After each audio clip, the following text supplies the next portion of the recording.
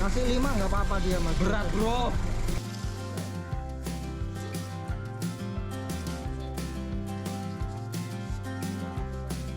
Boleh pak dimarahin pak. Iya. Oh, ngasuh dia.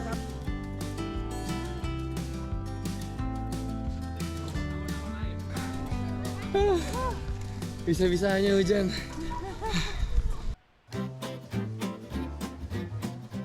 Hai pencinta kuliner. Ada yang familiar dengan kudapan yang satu ini?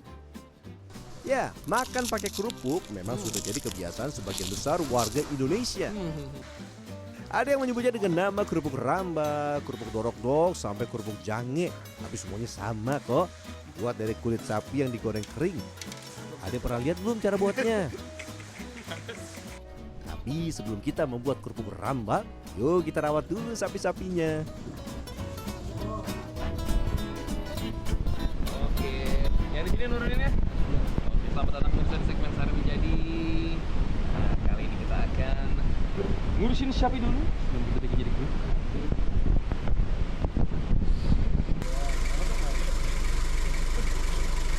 Ngantri. Kasih 5 nggak apa-apa dia mas. Berat bro. Dah. Kerupuk kulit yang berkualitas amat bergantung dengan kondisi kesehatan sapi yang akan diolah. Bila sapi dalam kondisi sehat seperti memiliki kulit yang mulus dan kencang, kerupuk kulit akan memiliki ketebalan yang pas dan pori-pori yang cenderung lebih padat.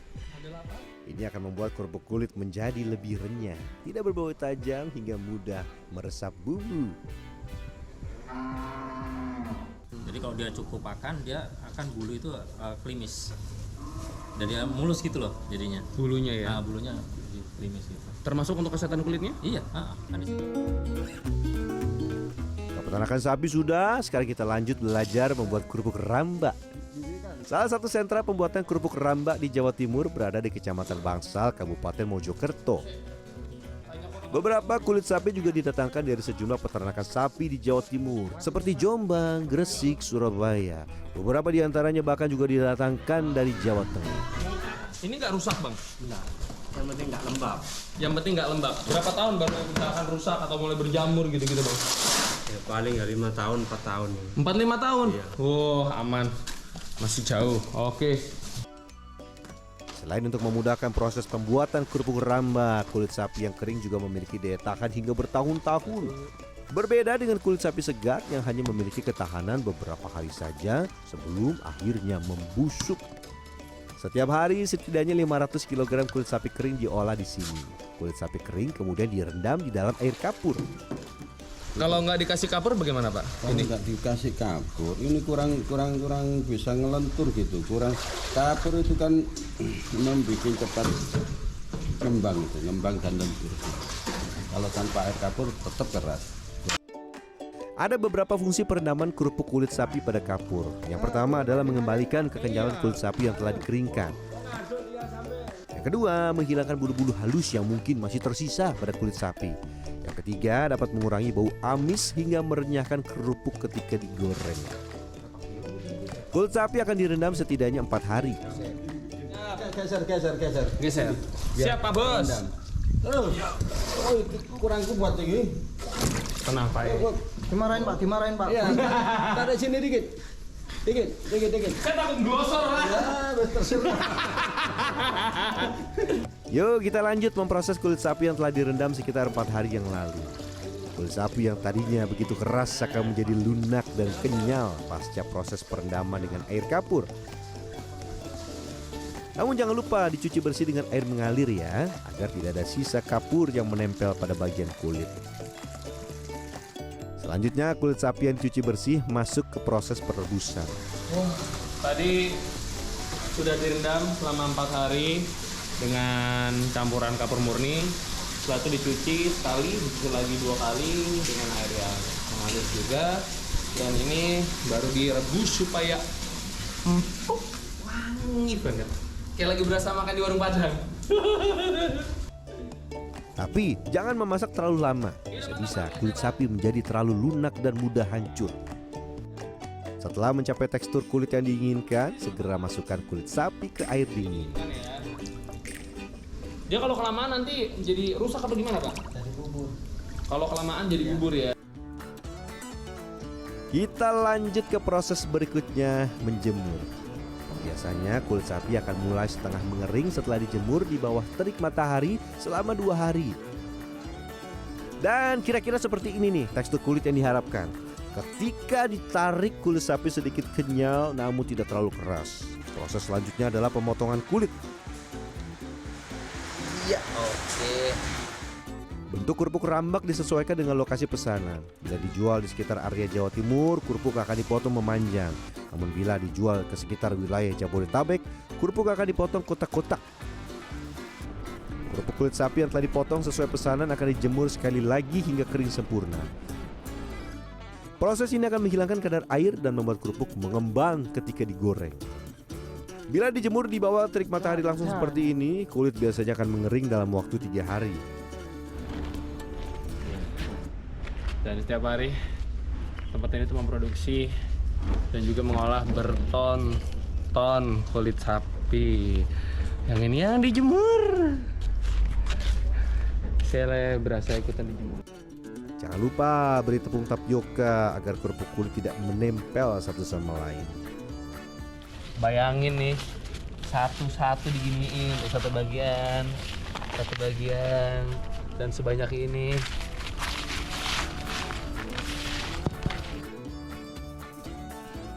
Kesabaran dan ketelatenan wajib dimiliki oleh produsen kerupuk rambak. Sebab bila ada satu proses pengolahan yang terlewat, ini akan mempengaruhi kualitas dari kerupuk kulit yang diproduksi. For your info, bila hendak menambahkan rasa pada kerupuk, ini bisa dilakukan bersamaan ketika proses penjemuran, seperti menambahkan bubuk ketumbar, bubuk bawang putih, garam, dan juga lada. Kerupuk yang sudah kering akan masuk ke proses terakhir, yaitu penggorengan. Satu wajan mampu menampung puluhan kilogram kerupuk kulit rambak kering.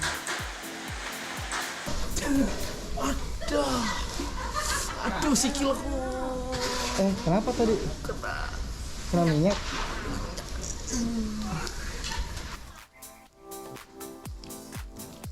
Ingat, kerupuk jangan sampai mengembang secara maksimal ya. Kira-kira segini saja sudah cukup. Kalau digoreng sampai mengembang maksimal, bisa-bisa kerupuk jadi melempem saat tiba di tangan pembeli. Ketika tengah disibukkan dengan aktivitas menggoreng, tiba-tiba langit berubah menjadi gelap. Saya dan sebagian pekerja berhamburan ke lapangan untuk segera mengangkat kerupuk. Ikan, buruan. Ini tiba-tiba potongan paling setengah jam. Mendung. Padahal tadi warna sepol. Sebetulnya kerupuk rambak yang terkena tetesan air hujan tetap bisa dijual. Namun kualitasnya menurun dan harganya menyusut hingga 30%. Sebab kerenyahannya akan jauh berkurang.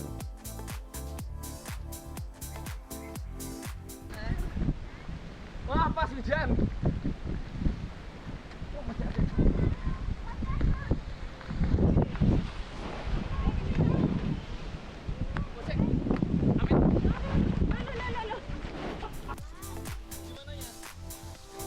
Kurang lebih ada 400 kg kerupuk rambak yang tengah dijemur. Dan sudah selesai kami pindahkan ke tempat yang aman dari hujan.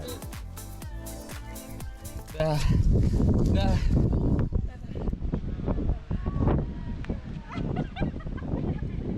Napas dulu. Kembang kebis. Bisa-bisanya hujan. Benar saja, 5 menit setelah kami pindahkan semua kerupuk, hujan turun dengan lebat. Sekarang saya akan membantu ibu-ibu untuk mengemas kerupuk rambak. Ini yang sudah dikeringkan kurang lebih 3 menit. Kenapa harus sekering ini nih? Karena kalau nanti misalkan dia masih dalam kondisi berminyak banget, ini berminyak banget nih. Biasanya sih pas lagi digoreng kembangnya itu tidak sebesar. Ukurannya bervariasi, ada yang 1/4 kg, ada yang setengah kilogram, dan 1 kilogram. Dan rasanya tuh nggak cuma rasa yang kayak kulit doang, Tapi karena dia dikasih bumbu sedikit ketumbar sama ada lada, ada garam juga, jadi ada rasa asin-asin dan rempahnya gitu. Tapi saya suka banget garingnya. Ya. Tapi nggak keras. Saya pakai kawat gigi, makannya nggak susah.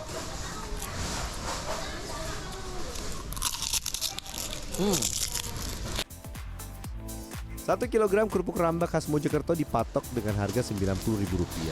Namun yang paling banyak diburu pelancong adalah yang berukuran setengah kilogram. Dari kemasan yang paling banyak dibeli, ini yang ukuran setengah kilo ya Bu ya, ini ya. Setengah kilo yang ini nih, setengah kilo ini. Jadinya kali goreng. Tuh, 1 kantong setengah. Banyak. Nah, kita akan icip-icip. Saya cari tempat duduk dulu. Jadi banyak ya Bu ya.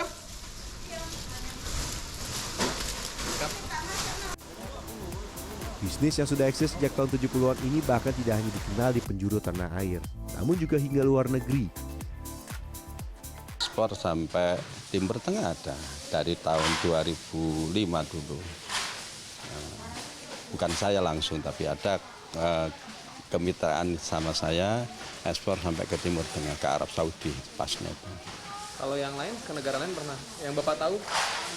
Saya pernah bermitra sama orang itu Australia. Jadi kalau melancong ke Kampung Rambak di Kecamatan Bangsal, Kabupaten Mojokerto, Jawa Timur, bisa mampir ke para produsen kerupuk rambak untuk merasakan gurih dan renyahnya oleh-oleh khas Mojokerto yang satu ini. Fernando Dwi Agung Widiarto, Mojokerto, Jawa Timur.